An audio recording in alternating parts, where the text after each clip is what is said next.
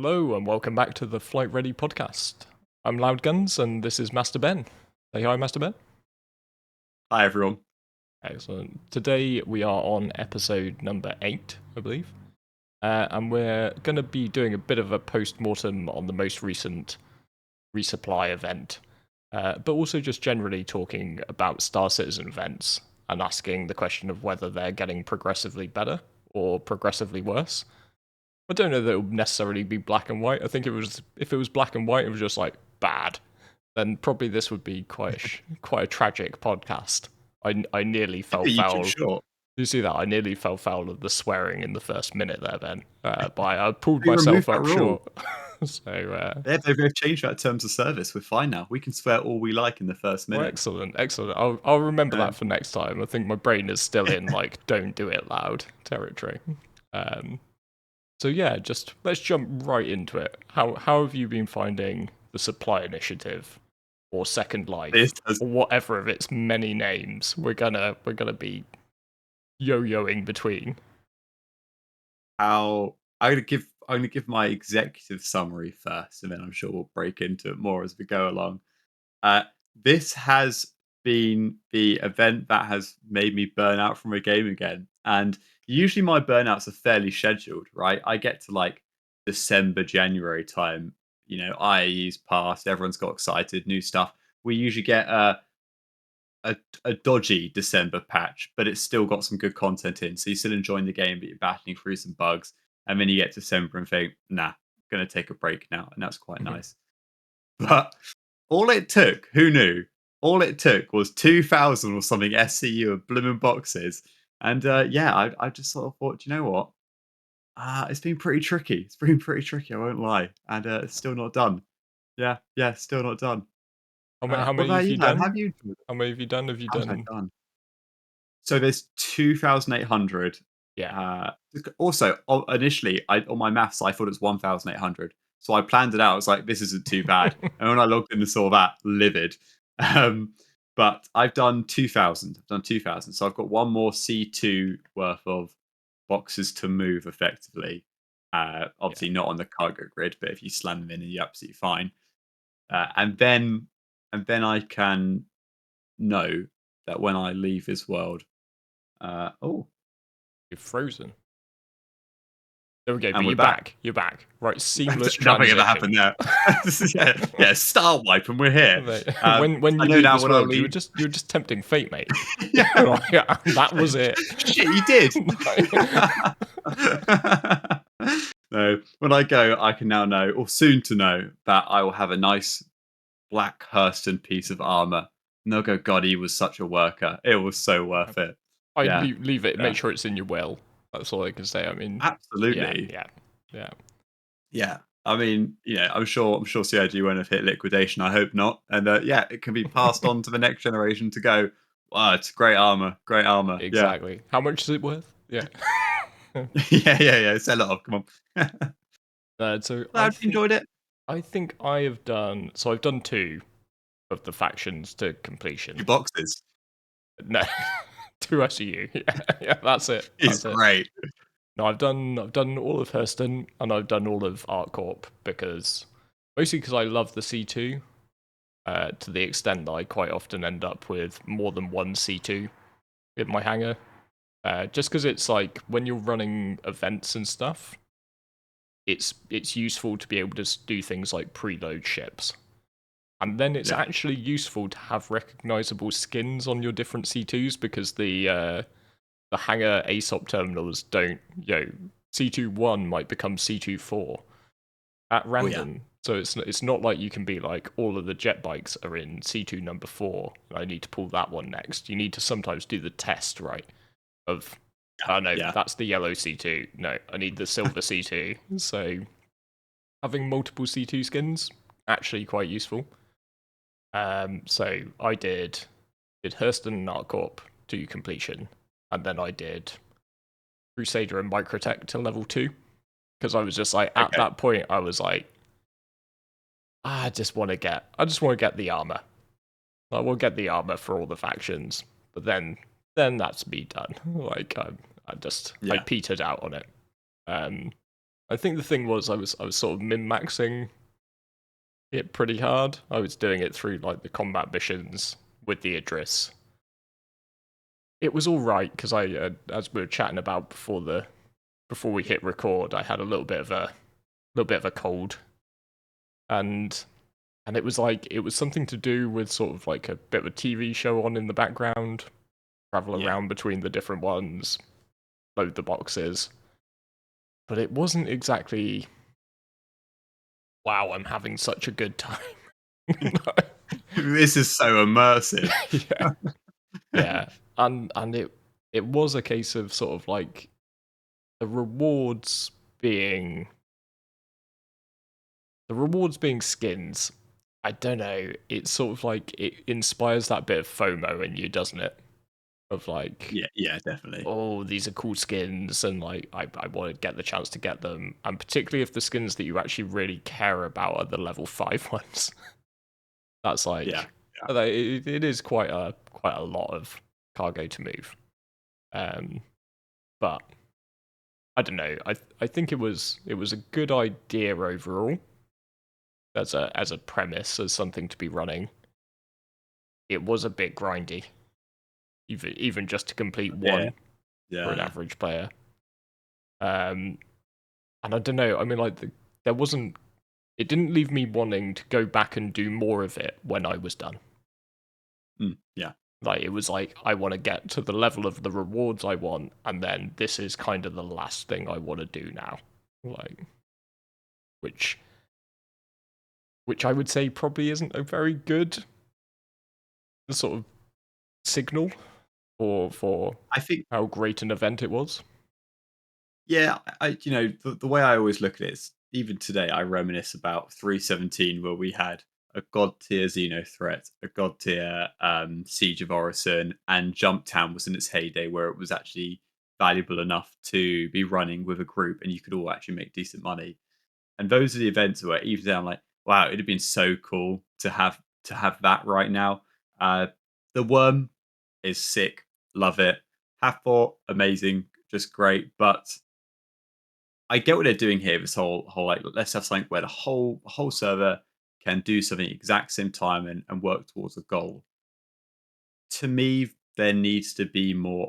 I need to feel something as I'm going on. I need to sort of not just go, oh, good, there's a new skin I can look at. And some of the rewards are really cool, especially like having a Volts weapon bound to your account is Hmm. really nice. So when they get nerfed, you can put it next to your F55 Christmas skin and go, well, it does look cool. Yeah, But right now, amazing to have. The pistol's pretty good. The absolutely. shotgun's still fairly funny. So yeah, looking forward for the sniper next patch. Sadly, not available in this. Uh, but I think if we get let's go back to the beginning of when this event went live. The timing to me, I understand dropping a big event with a big patch, just to get people going, get straight in, find the new content.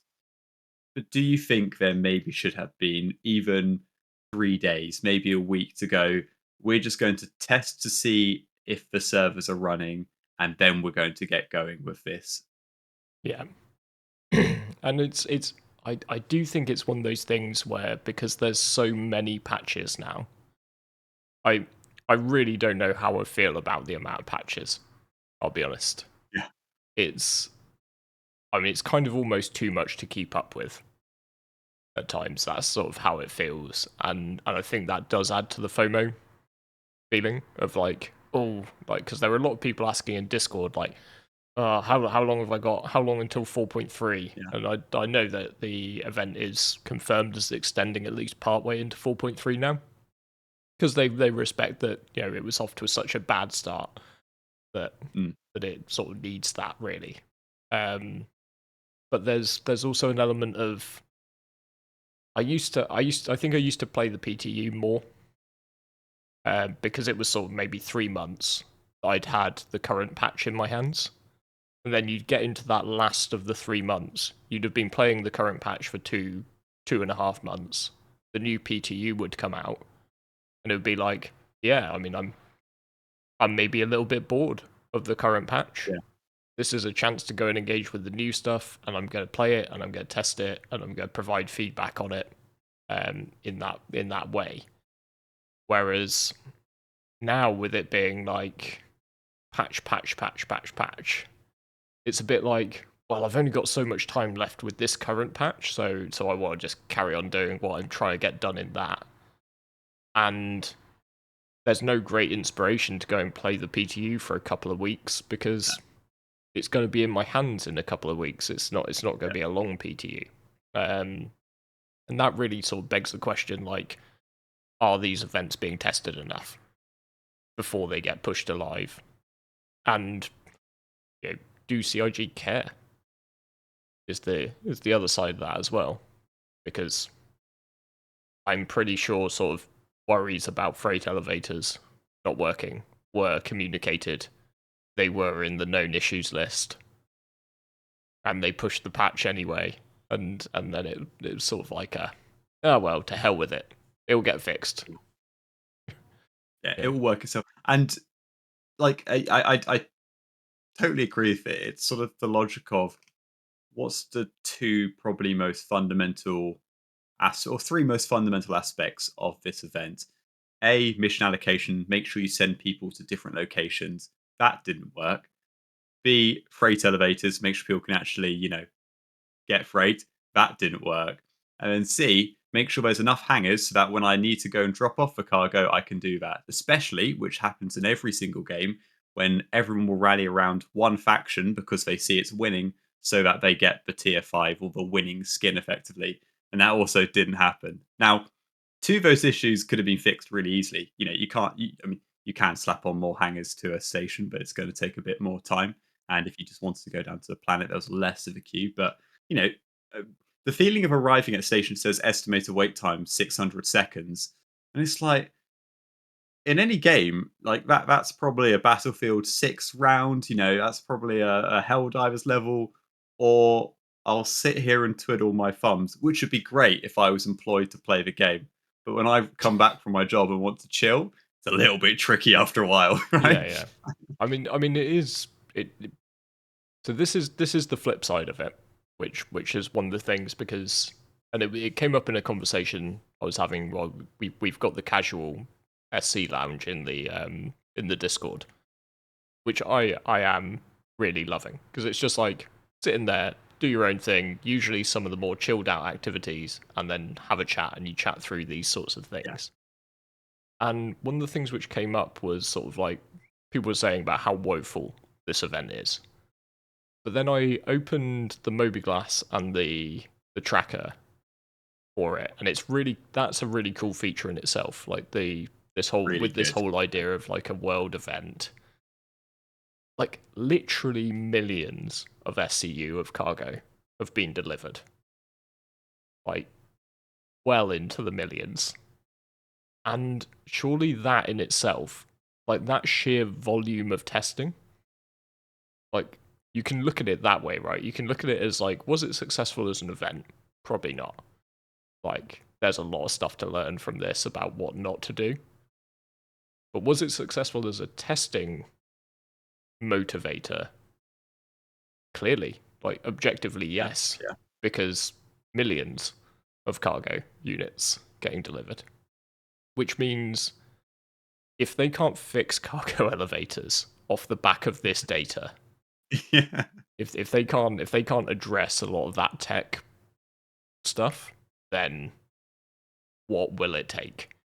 Because that's surely enough. like, and You and would hope so. hopefully and hopefully as well it reveals other problems like that, like landing zones. Like they've done a lot of clever stuff with instance hangars to accommodate moving the server caps from like what 100 to 600, Yeah. but they haven't, as far as I'm aware, changed the footprint of very many of the major landing zones, or No. certainly like the low orbital space stations like Everest. So, you've got to use this as an opportunity to recognize the bottlenecks and recognize that a lot of these locations do need to be redeveloped. Yeah. That there easily needs to be 5-6 times as many large hangar entrances. And maybe there needs to be something like, if I'm flying a medium ship right now, it will only give me a medium hangar. So if queues for medium hangers get backed up that much, then like maybe it needs to work out also redirecting people to large hangers, all that sort of stuff. And these are kind of tech hurdles and design hurdles, but surely this is enough testing data to make some pretty concrete changes. And I would love to see in like CIG's post-mortem them sort of say about these things and say what they're doing about them, because it's the year of playability, right? Oh yeah. Oh yeah. Oh, Oh, what that's a a month. touchy phrase. Yeah. Yeah. Yeah. Yeah. Do you remember when we were on the road to Pyro and then suddenly they stopped playing that intro and Inside Star Citizen? That was an interesting moment. It gave us a lot of insight into the development timeline. Yeah. Yeah, yeah, exactly. Yeah. Yeah. Some dev out there spent a lot of time on that road to Pyro animation. And to you, I'm sorry. Uh, but let's look at. So I think actually something which I haven't done a lot for a long time in this game, which I really, really enjoyed, was actually going in general chat and working with people to sort Mhm. of help load boxes.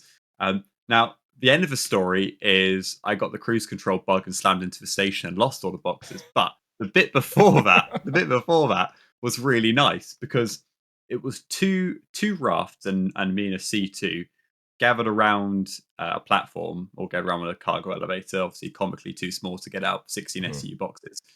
And boxes would come up. Everyone would then grab their tractor beam, send it to your ship. No one would try to steal anything. They'd help you chuck it up the ramp with the raft little tractor beams in the back. I mean, the raft is a god tier ship at the moment. Um, and then you'd load your stuff. The other two people would help load someone else's ship, and then you come down and help load someone else. And it was actually so nice just to have that sort of social interaction, chill out a bit. And yeah, as I said, you can just like you can just chuck on a video, you can chuck on a podcast, and sort of know that everyone's sort of working together. And I Yeah, think, granted, everyone didn't have that same experience. There was a lot of, you know, I put all my hands up, did it as well by accident. You come into a planet too quickly in a ship that's probably too large to be there, and realize actually it doesn't break as well when it's in Atmo, and you give yeah, someone a bit of a headbutt, and hopefully then give them a lovely apology, and maybe some AUEC as well. But but I'm sure there are some people who were using the Idris as a javelin, so to speak, and seeing how far they could they could punt people. yeah. Um, yeah, which I felt like okay. So here's a question: how do you mend that? Is what you going to make ships go invisible? You're going to have ghost modes, or I mean, what are you going to do? I would say for every one sort of story I heard or saw of like people trolling, there was far less of that. And Yeah, I think it's because your average griefer person who usually loves to grief is probably quite aware of the terms of service stuff around armistice zone ramming. And so the only way to really troll, well, two ways to troll, right? You know, you can armistice zone ram to nudge ships out of the way or something, and you could steal the boxes when they come up the elevator. Like, and I wasn't seeing all that much of that. And a big part of that, I think, is because, yeah, your average griefer knows that if they AZ ram, they're going to be in trouble, so they don't do it. And I saw way more of what you're talking about. Like, I was in a queue to load my ship, and I was just getting involved with that. Just like we who are queuing help you load because it's like mm, one, it's our good deed for the day, and two, you know, I get you loaded quicker, I get to the front of the queue quicker. It's like everybody's on the same page. But I was like, I just so happened to be the end of a queue that didn't extend behind me. So I'd sort of helped load like three people, and then there's nobody left to help me on your out. own, buddy. And I'm like, no. But then Yeah, two of the yeah. people who had just loaded, like they saw that and they stayed and they helped me load up. No way. And it was like, oh, that's just cool to see in a game. Like cool to see that level of just no chat, nothing like that. Just everybody knows what they're doing, bit of cooperation, which is, and I think you'd see even more of that if people really cared about the like which side won, Yeah, yeah. because then it would be like, well, we all want to help this guy load because this loads another one for Hurston, like, and I want Hurston to win. So I think maybe that's something that was missed slightly. I think being able to being able to do every one of the factions works from a perspective of just getting people to play more, but it maybe doesn't work from the perspective of like we didn't really feel aligned to a faction, or at least I didn't. Yeah. No, not at all. So so yeah, I definitely saw a lot more of that, and it was cool to see. Like, and I watched a really funny YouTube video, which was like a guy who made his entire shtick was just like operating an Atlas at one of these things.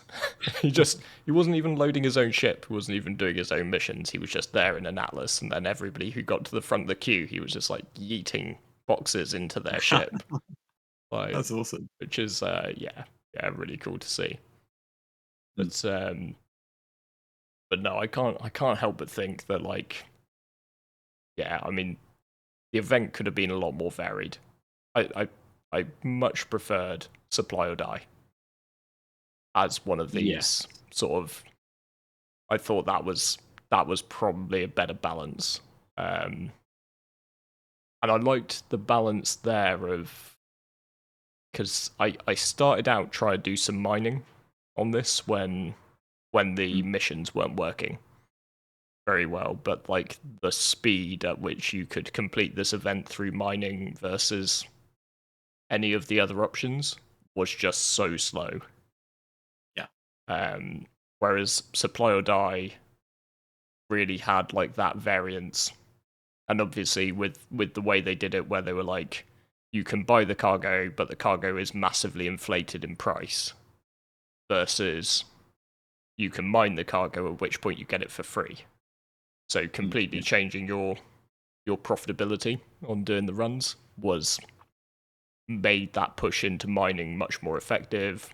And then I also really liked the Detatrin aspect to it, almost creating like a new jump town type thing, Yeah. which That was really nice. we didn't really have that level of variation here, which was maybe a little bit on the disappointing side. Um, and why it sort of ended up feeling a bit like something you kind of had to do to get the rewards, but not something that people were doing over and over again after that. Also, it Yeah. wasn't making you a billionaire. So No. do you remember in the previous episode we were sort of talking about this in anticipation? And it sort of felt like it was a Goldilocks one. Yeah. It's Yeah. And we spoke about SCU per hour, AUC per hour, what it could yeah, be. Yeah. yeah, because it's just. I mean, this was just not an event to make money. There was no money driver to it whatsoever. Like you're getting paid like what maximum 1,000 SCU, 1,000 credits per SCU, Yeah. and Like, what are you going to do with that sort of?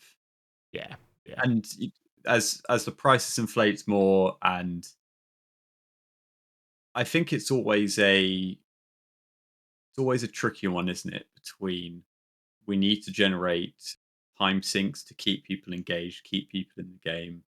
As soon as there's no time sink, people have opportunities to go elsewhere and realize, oh, they also, I can pay on that game instead, and that's just a fact of it. But you are right; you need to reward players in a manner where they don't think I mean, maybe some people really actually were happy just to get a skin out of this, and I suspect, absolutely no backing. Those would be the people who probably already have quite a few ships either purchased in hmm game or pledged. Whereas if you're just getting into this, right, and okay, you've got a C2 through whatever means, so you can actually do or raft. It's even cheaper to do any means of cargo, and you're making no money every single night.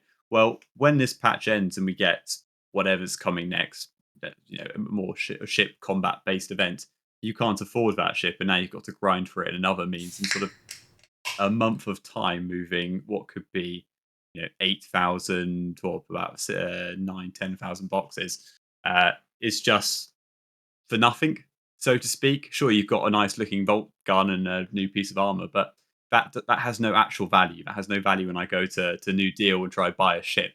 So yeah, it's just a funny one, and you really just need to, as I said, it's Goldilocks problem. You just cannot annoy the players who actually want to play this, and also FOMO is a good driver. FOMO is a great driver from a marketing point of view, and we've seen that work lots of times.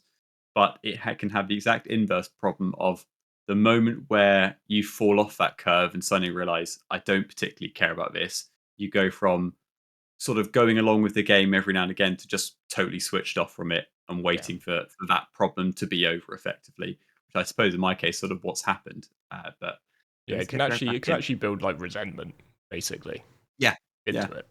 Um, I do think it's maybe an element of like, it's been so long since we've had a wipe. So much of the player base is as wealthy as they need to be that credits aren't a great Yeah. motivator. Um, I mean, I have a racing team to keep running, so credits are always a motivator for me. But your average player who has played through the last couple of years, like if you look back and say has played since the last wipe, they've had such ample opportunities to get fat stacks of cash in their bank and all of the ships that they wanted to buy in game bought, that I suppose where they're probably coming from is that cash isn't a great motivator for our average player. Um, Yeah. but I think that sort of reveals like, are these things which could be great tests for the economy, are they actually being used as economic tests? Or have we hit a point where the only way to motivate players to play and do these events, which do provide us with great data, is to give them. Because the thing with like rewarding you with AUEC is it's going at some point, right? Or if Yeah. they reward you with a ship, like a Wicklow ship, it's going at some wipe. Whereas these arguably work as a great motivator because it's like, that is account bound, that is a set of armor and a few guns and some ship paints that were just, you're going to have those in 1.0. And I do sort of like, part of me worries a little bit if that is the precedent that is set for everything from now on. Because having a Vault gun is a big advantage. And it's just like, players who maybe start playing at 1.0, it's just an accumulated disadvantage, right? If you're like trying to go and get some FPS weapons, and then I turn around and go like, oh like this Vault gun. Yeah, Surprise. I moved some cargo in 4.2.1 of the alpha, Yeah. and I've got a load of them, mate. Like Yeah. it's a little Got bit multiple colors. imbalanced. It's like so. So I do sort of worry if that is the precedent that's set. Like every event is now going to give like account bound rewards, and we as long term players who've played through the alpha are going to start with all this big advantage. But it's Star Citizen, so advantages at 1.0 can be acquired in a number of different ways. So maybe Yeah. I shouldn't worry too much about that. It's like, The A stands for advantage, not alpha. Let's be clear yeah, now. exactly. It's all about building up that account. I just love this idea that obviously, we were told, and we've already sort of seen in the game where you can't buy every weapon everywhere. And the idea that these vault weapons actually, they're probably some quite high tech. You've got to go somewhere fairly specialist for it. Meanwhile, Timmy over here in Hurston, which can't even sell guns, has just logged in for the first time with a plethora of weapons, which are all illegal there. But I've got them. So if I want to go on a shooting spree, absolutely can, right? And that's absolutely fine. So there's going to be no issues there at all. Yeah, Yeah, can't see anything going wrong. it's So, Oh no, you go. well, okay. So I wanted to ask you a question, which is after sort of taking a step back and thinking maybe this isn't the event for me, I started to ask myself, well, first of all, and I think this is a fairly simple one, does every event need to be for everyone? We have just come off the back of, well, I say the back, it was only a month ago, but this is just how quickly things move, really. We've had the incredible Worm event, which is kind of people sort of thought it was PVE, and I don't totally get that because you're fighting an NPC, but obviously in the end, it turns out great rewards equal combat. And that pushed a lot of people who actually want something a bit more chill away from the game. So for them, and I could totally understand someone watching this, maybe hearing a few of my resentments from this event going, you're clearly complaining because it's not like a PvP event, it's not a combat event. And yeah, hold my hands up, it's not for me. But it's exactly what you've just said as well. Of there's rewards which are going to go on the account, so I kind of still want to give it a try and still want to do it. And does CIG need to balance that, or do you actually the players need to just self-select because the worm event's still running, Hathor is still running? You can just do something else, really, can't you? Yeah, yeah. And that's exactly what I've done. I basically, I've just been really happy this week because I finished where I wanted to get to with this event. And then I've been doing space patrol missions, Nice. zipping around in F7A. And I've just been having a good time. And when I get bored of that, I'll go and do something else. So it's like, sometimes you gotta step back and you just gotta be like, when you get to the end of what's enjoyable for you, just, at the end of the day, it's some ship paints and a couple of guns. Yeah. And if this is the precedent, there will be events which you will like and really enjoy and want to play just for the sake of playing them that will probably give quite similar rewards because, as Elliot said in the video, the ISC about this event, we just got so many Vault weapons, we don't know what to do with them. Just, reskin Just them chuck and it give out the them door. away. Like, so I think it's fairly safe to say that cool guns will be a feature of future events. And very much there is a lot of content out there that is good fun, and it's a gamble aware type thing, isn't it? It's like if the fun stops, Yeah, stop. it is really. Like you will burn yourself. Like a lot of people ask me, what's the best thing I can do for AUC per hour? And it's like, well, short term it's this. Long term, it's the thing you find fun. Mm.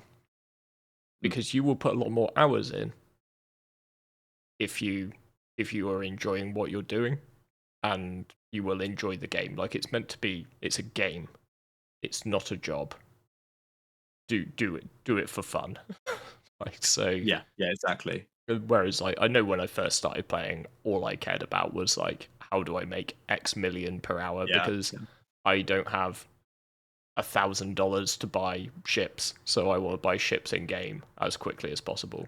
But it's sort of like, I think it is that sort of side of things. There should be lots of different events that should come and go, and there should be no grudge if an event comes along and isn't for you. yeah, And also, like, if you really love one of the paints that's there, like, you know, it's a physical item in somebody's inventory. So if you miss it, when 1.0 comes around, you'll be able to hopefully go on a streamlined player market and go, I want to buy that Hurston Dynamics C2 paint from that patch in 4.2.1, and I want somebody to bring me the physical item and sell it to me, and I'll pay 1,000,000 credits for it, which I've made yeah, by doing gameplay I find fun. So, these things are tradable at the end of the day. The, yeah. the Really thing true. the thing I approach it from, though, is like, I am a more industrially focused player. I like cargo hauling. I like these things. This was not good. Like, so as a player who likes the cargo aspect, I just didn't like how this was done. And it's like, it's really minuscule things. It's like things like, even the large cargo contracts still only gave 4 SCU boxes. What's that Yeah, about? yeah, yeah, Like, I don't mind moving, 180 SCU of cargo and everything, but like every cargo mission that exists in the hauling tree would be, 180 SCU going from one location to one location. Okay, that's going to be 11 16 SCU boxes and one 4 SCU box. In that'd be logical. Instead, this is just 4 SCU, 4 SCU, 4 SCU. This is so many 4 SCU boxes, you can't bring them all up the elevator of the location we've chosen to start this mission at. So, Yeah, so, it so will when take you're, you 3 runs to get them up. Yeah, yeah, yeah, uh, like, come on, you got to think a bit about this stuff. And I don't know why it was done like that. Like, I can't really put my finger on it. Because yeah, So then that's like, even if you like cargo hauling gameplay, this is bad cargo hauling gameplay. Um, It's sort of the most tedious point, just like driven to an extreme, and then you know keep the other bits the same, really. yeah, yeah. So there could have been like a lot of improvements there. I also just think there could have been a lot more variation to it. So instead, because this was quite linear as a thing, the mission types were very samey. Yeah, There very easily became one way that was the best way to min max it, and yeah, therefore that was the way most people chose. And I can't help but think that just, there could have been more variation in commodities. There could have been more encouragement to do mining. There could have been more encouragement to do salvaging. Like, I even thought on the mining side, like you could have had a faction hand in that was like, I can hand in the ore, like the raw. So yeah. if I So it can't be purchased anywhere. So but if I like were to go to a refinery station, so rather than having the hand in for refined goods at Everest Harbour, I could have had like a mission for mining, which would have allowed me to just sell my sort of 32 SEU of copper direct from my prospector to complete the mission. And therefore you take out that like refining element from it yeah, and make it quicker for like mining people to just, yeah, I'm just out on another mining run, another mining run, another mining run. Um, so yeah, I think all these things are just worth feeding back to the mission designers and just saying like, this is why it wasn't fun, even from the perspective of somebody who's really into industry gameplay. yeah. I think people who aren't into industry gameplay, aren't into cargo hauling, they should probably remember the Worm, Hathor, Jump Town. Yeah. Remember the good bits. Yeah, like, yeah, exactly. like there were quite a few events which involved pew pewing people, um, without Yeah, very there's much been of this far more stuff. So PvP. Yeah, yeah, definitely. I think it's if you're in that camp, you're very much the minority. This is a minority of events will queue the wrong way compared to well, what we're having right now is every month is effectively another PVE/PvP event. At least it's going to be a combat based event. So, and there was an attempt to at least give players PVE in this event. We had for defend the ship missions, which I think in concept are really cool, and that's actually the way I was looking at doing this initially. In reality, I think that it was toned slightly too challenging at the beginning. I think the problem is if you bring everyone to three locations, so probably on those three servers, they're just going to be hit too hard. So the desync's going to be mad, and then you're being told to try and kill a few small fighters or some large fighters as they jump around the screen. But that's server tech. These things get better, right? And to me, that was a much more fun way. I just sort of wish they could have found a good way to make it a joint contract. Like it'd be really fun if you did instead of just like a large defend ship mission, do a huge defend ship mission where we're getting almost like the Hunt the Polaris mission. You've already got, I was gonna say you've already got the Polaris in game. Players have already got the Polaris. Let's make it on that size, cap the amount of people who you can share it to, and then go right. The payout's going to be this, and it's not going to be divided. It's just going to be per person. So there's no way to cheese it and abandon it and jump around just skip anything. And in my mind, that would be, on the surface at least, a fairly simple way to satisfy more players. And you can also put these locations in dead space, which could be on another shard anyway. So yeah, you're just finding different ways to alleviate pressure without, at least to me, not a coder, without really breaking the bank on, more dev time to make it happen. But there was an attempt there, which was really nice. And this event has also, once again, highlighted the Idris conundrum, which is what happens when a ship can have a railgun to deal with the big things that don't move too much because they're focused on the target, and PDCs to deal with the small things. So I didn't try this method. Watched a lot of people doing it on streams, and it was very entertaining to watch because you could at one point hear someone boil their kettle and just stand up as the ship kills all the light fighters, which is it's great. That's fine. Yeah, yeah, I'm yeah. I'm not gonna Anyone lie. can do that. I'm not gonna lie. My method, and I blame the fact that I was full of cold, not feeling my best. My method for completing this event was I took that Idris, I sailed it into the ones which were like the recover cargo ship Yeah, that's ones, and then if I got a railgun shot off on one of the freelancers or MSRs, or caterpillars, like the stuff that's too big, then that's good. I let my PDCs deal with all the light fighters, everything, and even they'll shoot stuff up to a cutlass. So they just dealt with that stuff. I just sort of yeah, flew in past that because like none of the stuff was doing anything to your hull. Like they couldn't sure, even yeah, collectively take down your shields. Park the sure. Idris next to the C2 or the Caterpillar and get busy unloading.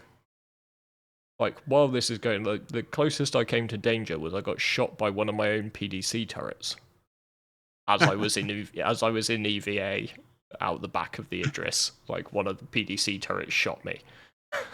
Yeah, But like that was it, and then you abandon the contract and just move on to the next one and just fill the Idris's yeah. hangar with cargo. But I think touched on it there. Like they really missed on the multiplayer aspect. There was no motivation here Massively. whatsoever to play with another human being, except for the as we touched on earlier, the fact that people were just helping each other with the loading and stuff, and that was Yeah, cool. There was no motivation to really do this anything but solo because of the way the reward split. I mean, you couldn't even share the main handing contract.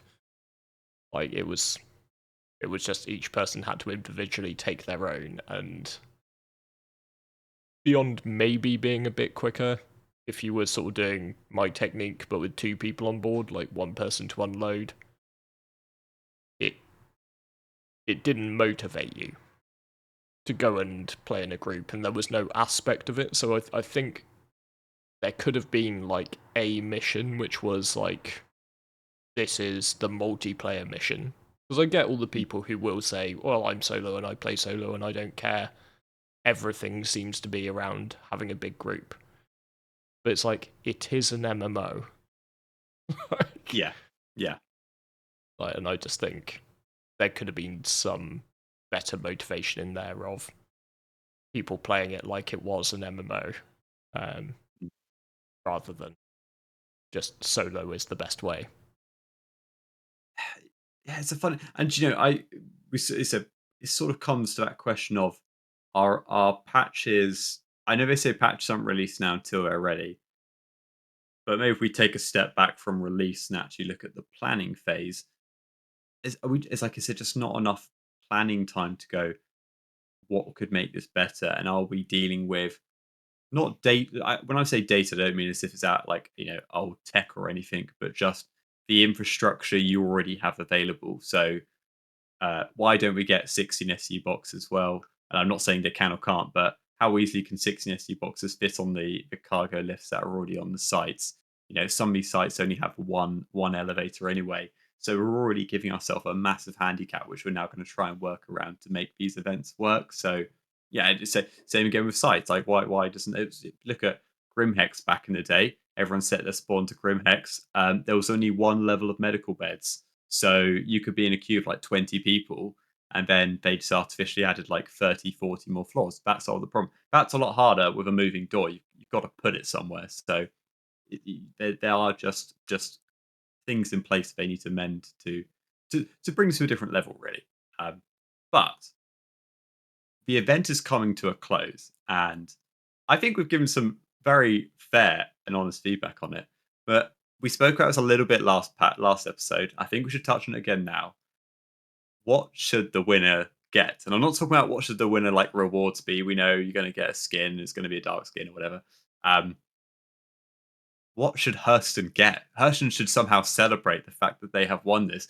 Do they need a billboard? Do they need what I said last time, a giant statue made out of all the oars, or probably not the oars, the cargo boxes stacked in like a jigsawy way? Right. But This is your did you miss some of this? That's the question. Has something been announced? And maybe this is controversial that they pre-announced it. No way! I Yeah, didn't yeah. know something's Oh, been you missed announced. it. So the winner gets the Stanton Pyro jump gate is getting renamed in some way related to the winning faction. So it'll probably be the Archibald Hurston jump gate or something, and therefore all the station around it will get it. But the big one is that Okay. the landing zone of the winning faction gets a 5% discount on Oh, okay. on Yeah. on Yeah. every item, which includes ships. Which is Which pretty is why mega. everybody Yeah. went Hurston.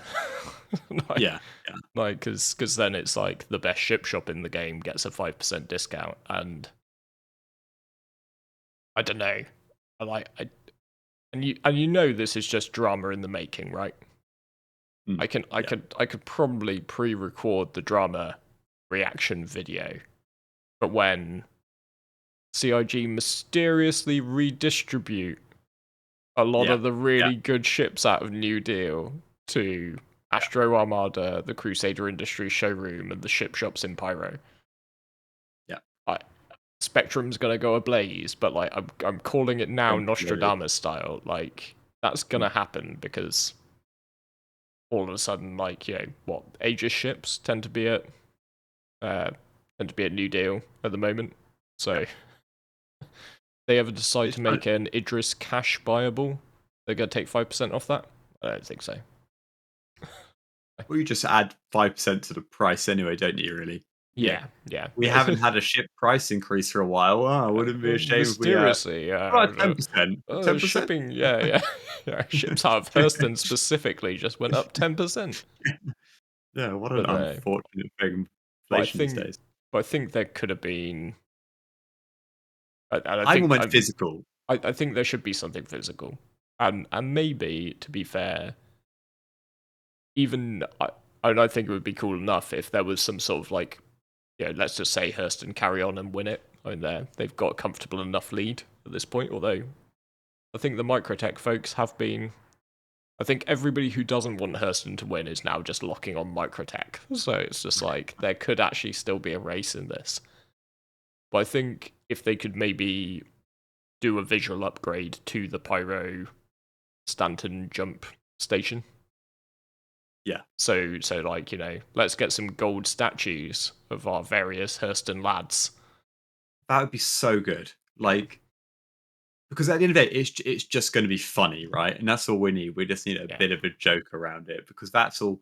Hurston in reality, the law of Hurston is hilarious. The whole thing's a bit just dystopian and ridiculous, but it's just a game and it's a bit of a laugh. So I want yeah, I mean, they've everybody even in made that the station statues. wearing a ready up plastic Yeah, bag yeah. helmet. It would be.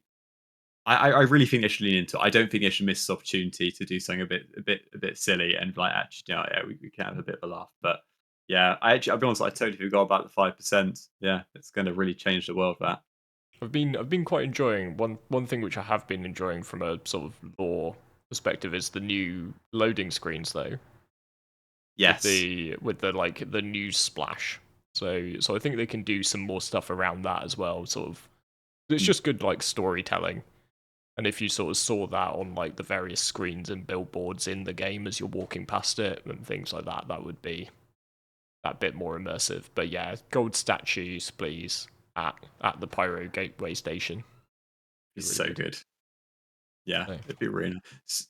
So just one other thing I just wanted to touch on here was we spoke about the vault weapons being in the reward tiers. And this sort of just it started to grind me a little bit more as sort of the more I think about it is how would you feel about new content being released through a reward system instead of having to go out and find it? So the Vault shotgun especially, two of them are in the shop right now, SMG and Quartz in the shop, absolutely fine. Um, the SMG is the Quartz. We move yeah. on. The shotgun you could only get when you go to the worm sites most of the time. You had to go to a special room and then you could unlock the Vault shotgun in there. I don't have a problem with you being able to do it through non PvP manners. I think it's fine that other people have a a way of getting it. But the Volt pistol went from never being in the game, being in the game, and I think probably like the only efficient way to get it was through this event. It's like, is that a bit of a weird precedent to be setting? Yeah, yeah. I mean, this is kind of the problem, and it's a Star Citizen problem, to my mind. Imagine a world, imagine if you will, that Close your eyes. they had never sold a ship. They just imagine this game was just going to drop in our laps at 1.0. Maybe we were in some sort of closed beta, closed alpha, whatever you will call it, but we'd all just paid $50. Oh, imagine. Like, the money fell off a magic money tree. Let's not turn this into a debate over how Star Citizen raises its funds. Magic money tree has given Chris and co all of the money they need to make the game. We all pay $50 for the game, for Star Citizen. There's only one pack.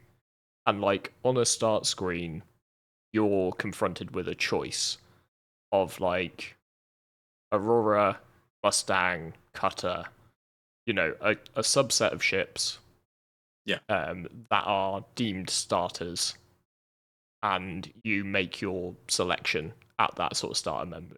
Create your character, select your starter ship, launch into the game. No nothing. You're wearing that standard undersuit. You've got that arc light pistol. You got your crappy Horizon helmet, and that's you. And that's the point that everybody playing the MMO starts from. All the stuff is out there to go and find and earn and build in some way. Like, that's an MMO. That's standard MMO progression. And that's what kind of makes you, when you get to level 10 in your standard MMO and you get your mount, and all of a sudden you start riding places on a horse rather than walking.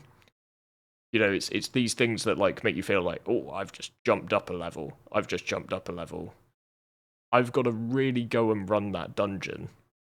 Like my brother is like older than I am, and he was back at university into World of Warcraft. He is the reason I've never played World of Warcraft, because I saw what it did to him. It's like, no, thank you. But like at the weekend we were hanging out, and he was telling me about how in the occasional time he gets to play games, he plays WoW still. And there was a specific thing which meant if you went and ran a specific dungeon, you got like a 2% chance to get a really rare mount. And he got it. And he was like, after like 20 years, I've finally got this mount, and I'm like so happy with it. And I just worry a little bit that like if you spawn into the game in 1.0 on day one with a Volt pistol, do you need to go and do the content that gets you a Volt pistol? Yeah. Because there's that like, what do I get sort of element to decision making in games. And it's like, well, what do I get from doing that? You get a Volt pistol. I've got a Volt pistol. I've got one, mate. I'll just never go do that dungeon. I'll never go do that thing because I've got an Idris. I'll never go do that mission because I don't need a Polaris.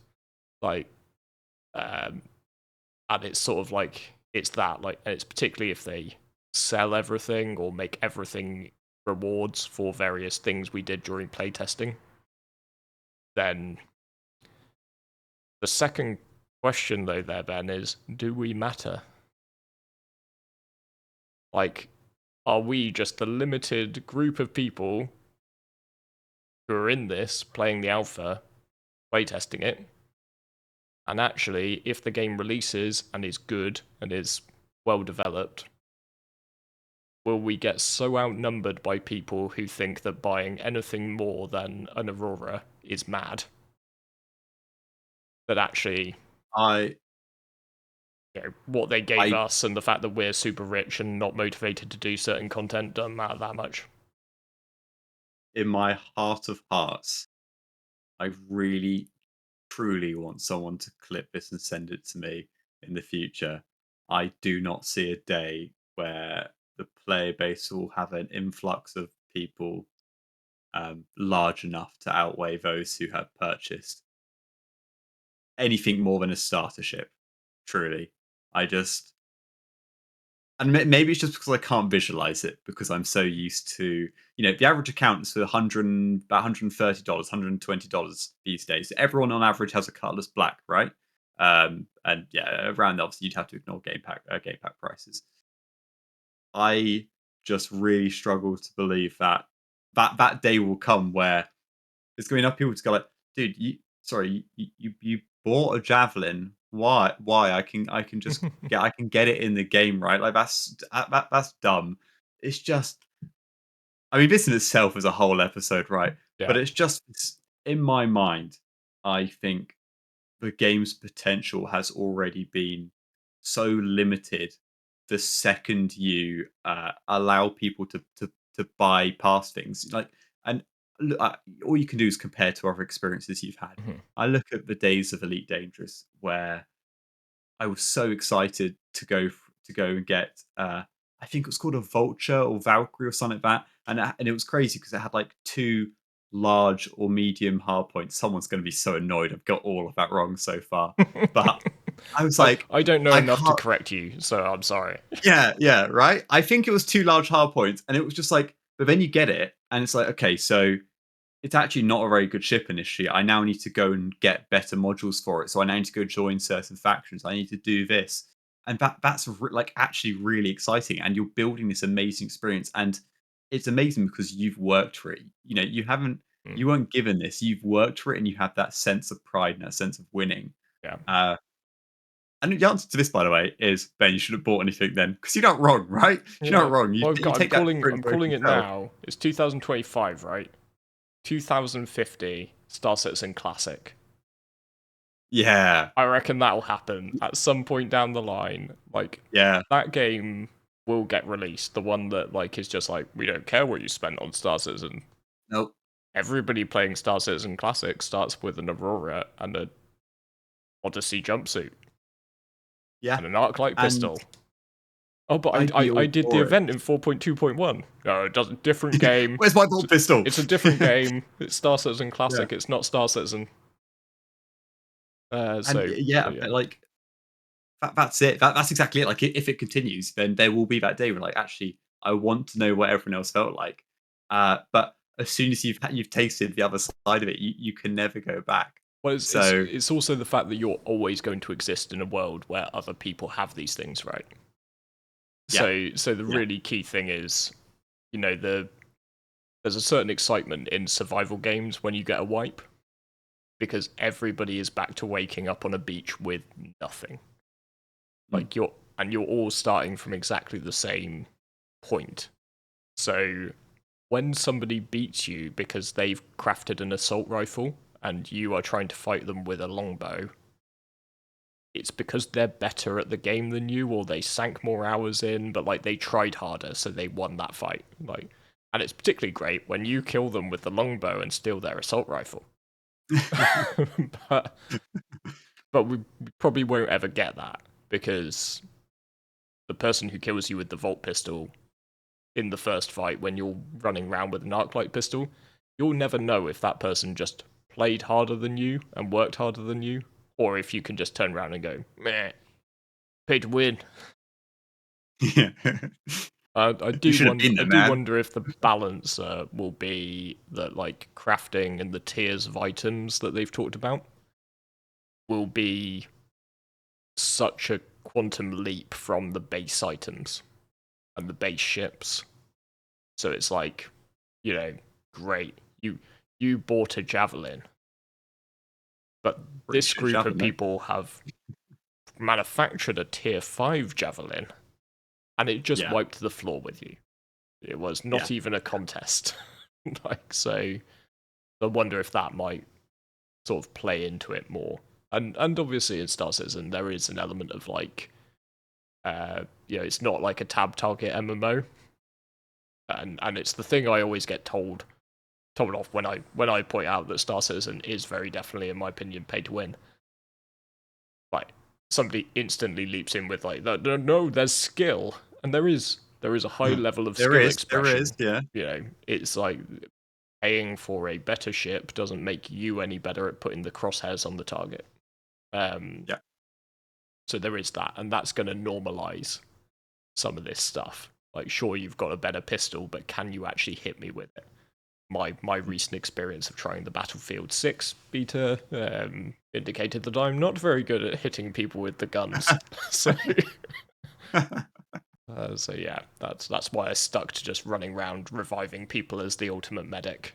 I've turns out I'm very bad at shooting people, but I have a very very bad risk assessment, so I'm willing to run in and revive people who might be better at shooting people. So, but I think medics are great fun. Yeah. it's tricky because it's sort of like you can look at this through the lens of should we be giving out permanent rewards because they're going to imbalance the game when it launches with 1.0. But the flip side of that is they already sold all that progression for dollars, and it's a drop in the ocean. Yeah, and there's no difference. Like, there's no difference to the game whether it was like earned through events before the release or whether it was bought with cash before the release. You know, doesn't change the fact that somebody just shot you with a weapon that was better than anything you could have acquired at that point in the game. So the most worrying thing for me is that it basically invalidates a load of content for people.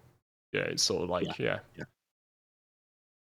You know, you paid your way past that particular wall of progression, but that wall of progression, that was the game.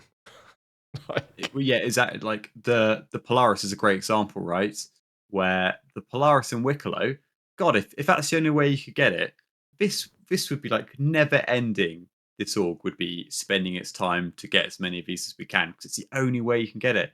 And yet, when that came out, I knew it happened, but I couldn't care less because it's like, well, there's like 20 people who got one. I'll just go ask one of them. Why would I try do all these get all these materials? It'd just be a waste of time. Yeah. But especially when it gets removed the next patch.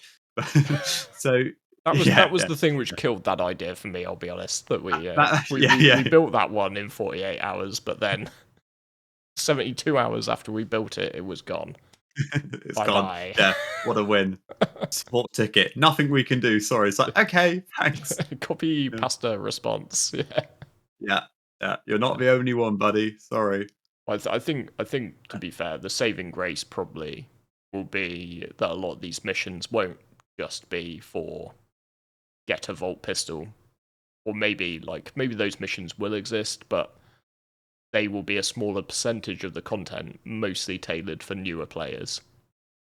And the larger percentage of the content will be like the rewards from this dungeon are blueprints for crafting, are upgrade sort of materials, are high level crafting materials, that sort of thing. I think that's where it sort of balances, right?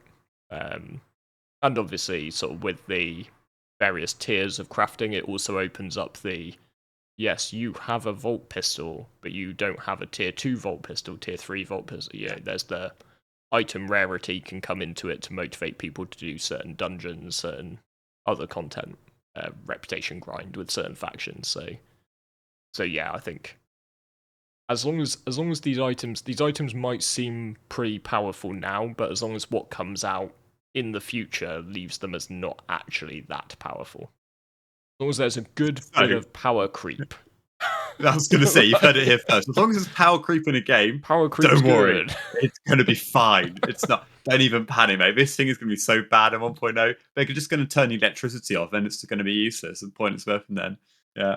I just have this idea that someone has been shot in 1.0 by one of these Vault pistols, and they fall back like the scene in Inception when the van is falling off the bridge, and in between them falling off and hitting the water, they've had this whole inner monologue about, was that the Vault pistol from 4.21, or did he buy that game? How did he even have one of these? Yeah, it's only been a day. Yeah, just great image. Yeah. Or maybe they just stopped selling the ammo. That's the other way around it, right? Yeah. Sucks to be you, buddy. Go grind it. Like the ammo only spawns in the location where you can get the Vault pistol unlocked. Like, why is the You ammo can not buy in the this just shops? anywhere. Beats me. Sorry, the There you go. shipment's a bit late. You can't buy it. Make your 10 shots count. Like,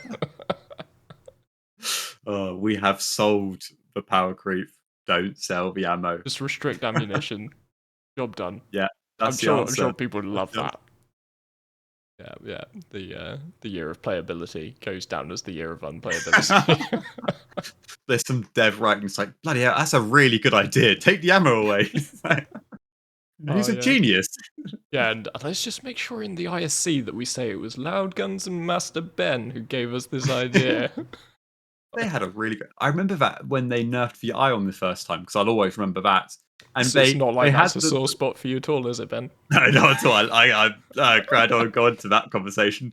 But the guy who made the decision to nerf it came on IOC and was like, "Oh, I was the one who thought it was overtuned, so we took it down." It's like, dude, why don't show your face on? Come on, give it a week at least. He was being the I am Spartacus though. Yeah, Maybe he was hoping for like other of the developers to stand up and be like, no, it was me. yeah. Apologies, someone's decided to commit crime in my local neighborhood. So, but yeah, Everything on this maybe he was podcast. just hoping for somebody to also stand up and be like, no, it was me, it was me, and all the other guys just kept their hands down. They were like, They're like, no, this guy, he's not going to last in damn games. it, Jim. But yeah. Well, I think we have fully taken that to pieces, but I think it would be really cool to hear other people's opinions. And as much as I never want to say like keep it positive, because you know we've had enough negatives in here. I would always say just try and keep it, because it's important and good to provide this sort of feedback to CIG. But it's one of the things which always to me, like, I always think about Star Citizen as this as a big advantage. It is a game in development, and feedback can matter. Like I know some of the devs do actually watch this sort of stuff, and they read the comments in YouTube videos and see what the more wider consensus, because a YouTube video is only ever one or two people's opinions, but the comment sections are multiple people's. So I would encourage people to, yeah, drop those 2 or 3 comments down there, and let's widen it out. I'll get my 4 accounts in keeping it constructive, like saying specifically what you didn't like about it, or if you've got ideas, putting those forward is always more helpful than just like, this was shit. But we wrap it up there, Ben, do you reckon? But the standard, where can people find you on the interwebs? Wow, my upload schedule. So just to be clear, I thought we were getting back in, like, it's like, we're getting on a good flow here. We have once again averaged out 1 podcast a month, so it's been 8 months since we've been going on this. No videos from me in that time. However, if you're a gambling person and want to maybe find one, Master Ben 10 on YouTube, it could be a video. He's got a back catalogue. To find out. Got a back catalog. Oh yeah, yeah. Do you know what Sable was like in a 3.14? Well, you can go and find out. And allegedly, I stream on Twitch, twitch.tv/masterben10. Both of those are available with back catalogs, thankfully. Now, yeah, Loud, you're a little bit more active than me. Yeah, it's pretty much all on YouTube. Because yeah, I had a little break, only a couple of weeks, but that was because a small baby gave me a cold. My first ever gift from my nephew that left me sounding more nasally British than normal. So yeah, I decided to take just a week off. But you'll find my videos on YouTube. I will put the things above and below. I will remember to do that this time, because on the last video we did the whole pointing up and then I forgot to put them there. So I'll make sure they're there this time. But yeah, if you do enjoy this sort of content though, please do hit subscribe and drop a like and drop a comment to let us know. Let us know what you think. We do read them all. So and thank you very much for support and for watching this. We were worried we weren't going to be able to find 40 minutes to talk on this, but The We've plan nearly was hit an 40. I hour was and like, 10. let's aim So for 40. so Yeah. yeah. All Thanks it for took. tuning in. It's there must be a graph somewhere of how we descend to madness as time goes on. Yeah, yeah. There's always one question which tips it, and then from there it's like, oh, it's just like, right, sit back, just see what on earth is about to happen. Cool, yeah, yeah. Gold statues at every jump point, and we'll bring back Jump Town for every patch. Cool. Yeah, I want to fly through Archibald Hurston's open golden arms when I make my way to Byron. Just a giant hug, and you go through his chest as you shoot off. And on that note, we'll wrap this to a close. And thanks for watching. Catch you later. Yeah.